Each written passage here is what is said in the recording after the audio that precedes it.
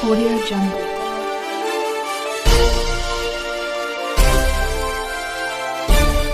Audio Jungle. अध्यक्ष महोदय ह्यांना काय संरक्षण द्यायचं अध्यक्ष महोदय आम्ही देऊ ना अध्यक्ष महोदय कायद्याचं राज्य नाही राहिलंय कशाला वाक्य पाहिजे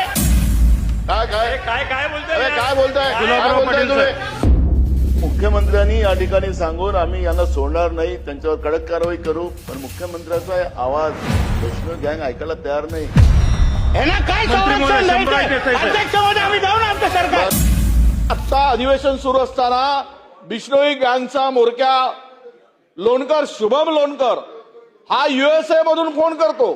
यांनी पहिल्या आलेल्या धमकीच्या वेळेस फोन ब्लॉक केला. त्यांच्या नगरसेवकाला फोन करून सांगतो ओ थांबा ना जरा प्लीज. ओ काल आलेली धमकी आहे परंतु आम्ही असं नका करू गुलाबराव तुम्ही आम्ही आमदार आहोत नाही मी अध्यक्ष महोदय काल आलेली धमकी हे फोन उचलत नाहीत त्याचा म्हणून त्या शुभम लोणकरचा USA वरून मी तुम्हाला टेप जर ऐकून दाखवली सगळी त्याच्या ऑडिओ रेकॉर्ड आहे सगळा अध्यक्ष महोदय USA फोन करतो आणि त्याला सांगा म्हणतो की ज्यांनी जर पैसे दिले नाहीत तर त्याला खतम करून टाकू. अरे काल झाली धमकी काय अध्यक्ष महोदय नाही कारवाई त्यांच्यावर बिश्नोई गँगवर लक्षात घ्या ऐकून घ्या मंत्री अहो पण त्या भूमिकेबद्दल बोलल्यात ना सरकार परत करताय तुम्ही साहेब ऐकून घ्या. अहो अध्यक्ष महोदय बरोबर तुम्हाला संधी देतो मंत्री महोदय अध्यक्ष महोदय अमीन भाई या बिश्नोई गँगच्या संदर्भात अध्यक्ष महोदय सन्मान्य सदस्य अध्यक्ष महोदय बसा अध्यक्ष सन्मान्य सदस्य खानजींना जी काय धमकी आली अध्यक्ष महोदय बिश्नोई गँगच्या संदर्भात जी सरकारची अधिकृत भूमिका त्या दिवशी आदरणीय मुख्यमंत्री साहेबांनी स्पष्ट केलेली आहे. कुठल्याही पद्धतीची धमकी आमचे आदरणीय सदस्य असतील की कोणाची दादागिरी खपून घेणार नाही हे फ्लोर ऑफ द हाऊसवर अध्यक्ष महोदय सांगितलंय आणि म्हणून आदरणीय सदस्यांच्या बाबतीमध्ये जी काय त्यांची तक्रार आहे जी काय माहिती आहे त्यांनी द्यावी निश्चित ऑडिओ क्लिपिंग पण जे तुमच्याकडे पुरावे आहेत खान साहेब जे तुमच्याकडे पुरावे आहेत ते तुम्ही पोलिसांना द्या दखल निश्चितपणे घेतली जाईल अध्यक्ष अरे तक्रार करा ना नक्की ना आता इथे वाढवणार का बसून तुम्ही तक्रार करा माहिती द्या निश्चित होईल ना कोण बोलताय याच्यामध्ये नाही कोणच बोलत नाही अध्यक्ष महोदय आणि त्या दिवशी सीएम साहेबांनी या बाबतीमध्ये भूमिका स्पष्ट केली अध्यक्ष महोदय मग परत तुम्ही याची परवानगी आहे कसं काय मंत्री महोदयांनी जे भूमिका इथं मांडलेली आहे मंत्री महोदयांनी भूमिका जी मांडलेली आहे अध्यक्ष महाराज बरोबर आहे. माननीय मुख्यमंत्र्यांनी त्या दिवशी भूमिका मांडली अध्यक्ष महाराज पण मंत्र्यांनी एकदा गोष्ट मान्य केली अध्यक्ष महाराज त्यांच्या बोलण्यातूनच आपल्याला स्पष्ट होतं की मुख्यमंत्र्यांनी या ठिकाणी सांगून आम्ही यांना सोडणार नाही त्यांच्यावर कडक कारवाई करू पण मुख्यमंत्र्याचा आवाज वैष्णव गँग ऐकायला तयार नाही. काल यांना काल परवा ऐका आता तुम्ही आता गडबड नको ऐकून घ्या. काल अध्यक्ष महाराज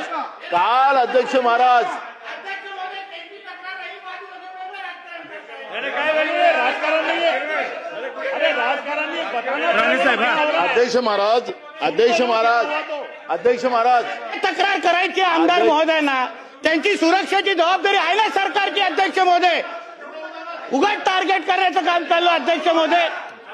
आता स्थगन कशाबद्दल होता अध्यक्ष महोदय स्थगन कशाबद्दल होता अध्यक्ष महाराज माझं पूर्ण होऊ द्या.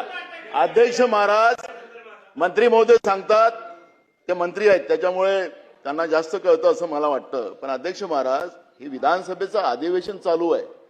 अधिवेशनाच्या काळात एखादी घटना होते आणि म्हणून आम्ही सभागृहामध्ये कारण की आमची जबाबदारी तुमची आहे अध्यक्ष महाराज आम्हाला सुरक्षा प्रदान करायचं आम्हाला संरक्षण करणं हे तुमची जबाबदारी आहे आणि म्हणून आम्ही हा मुद्दा आज इथं आम्ही मांडतोय याच्यासाठी की काल झालेली घटना आहे. परवाच्या दिवशी मुख्यमंत्र्यांनी सांगितलं काल झालं आणि म्हणून आम्हाला इथं राजकारण करायचं नाहीये पण अध्यक्ष महाराज आज आमच्यावर आहे उद्या तुमच्यावर येणार सिद्ध केलं. आम्हाला सुरक्षेचा विषय नाही आहे हा सुरक्षेचा विषय नाही आहे अध्यक्ष महाराज या राज्यामध्ये कायद्याचं राज्य राहिलं की नाही राहिलं काय काय काय काय बोलताय अरे काय बोलताय गुलाबराव काय बोलताय पाटील तुम्ही? सर. काय? गुलाबराव पाटील सर.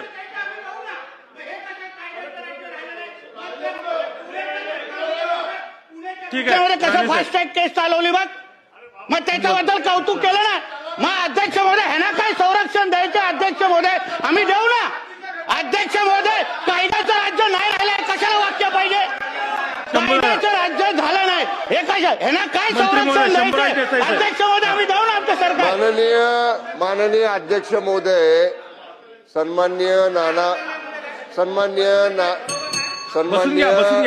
सन्मान्य नानाभाऊंनी जो प्रश्न या ठिकाणी आता ऐका ना, अरे ऐका आता वडेट्टीवार साहेब,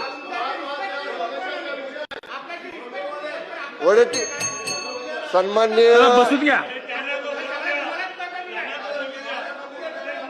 ठीक आहे मी देतो. सन्मान्य अध्यक्ष महोदय, मंत्री महोदयांचं होऊ द्या, देतो त्यांना. आज सभागृहामध्ये नानाभाऊ बसून घ्या, त्यांचा मंत्री महोदय झालं देतो ना मी. सन्मान्य सदस्यांना जे बरं ऐका ना आता, सन्मान्य सदस्यांना आपण बसून घ्या. फोनवरनं धमकी बसून घ्या. आलेली आहे, ज्या ऐकून घ्या, धमकीची साजिदभाई. तक्रार सन्मान्य सदस्यांनी आज सभागृहामध्ये केली, हे प्रकरण निश्चितपणाने गंभीर आहे.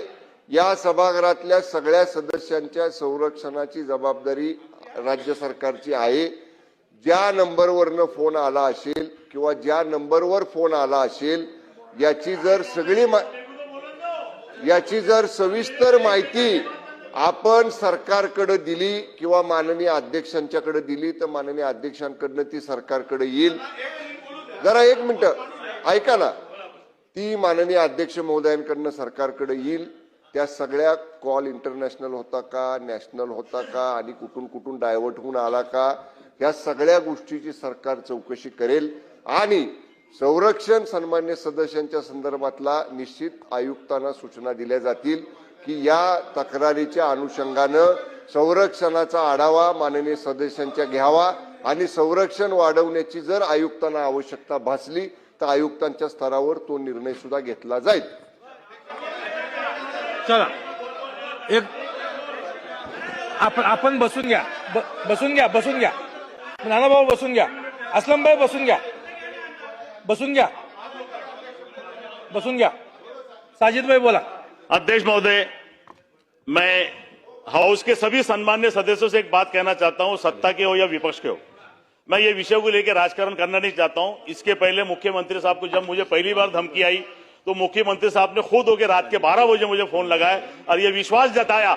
सुन लीजिए मेरे मंत्री महोदय जी, मैं आप ही की बात कर रहा हूं कि मक्खी सुन लीजिए. इसके पहले जब धमकी आई तो मुख्यमंत्री साहब ने खुद रात के 12 बजे मुझे फोन किया, संरक्षण की गारंटी लिए, मेरे को संरक्षण भी मिला. लेकिन बार बार एक सदस्य को धमकी आ रही, ये चल क्या रहा, मैं ये बोलना चाहता हूं.